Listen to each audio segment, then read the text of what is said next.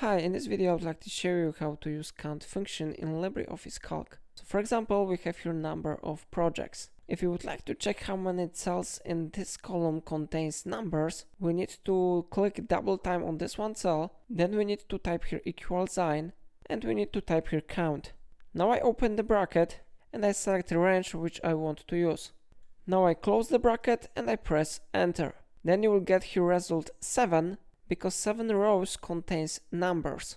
So for example, if you delete this number and it will be empty, this value will be updated to 6 because one number disappeared.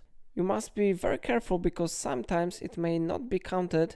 If the cell has text format, you can check the cell format if you will click right mouse button here and you will go to format cells. You can check your category and format of the cell. If it will be set to another one, for example text, may not be counted. So let's check if you have here number and general. So I click OK.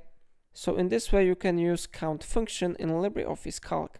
If I helped you, remember to like this tutorial and subscribe my channel, and please let me know in comment if it solved your problem.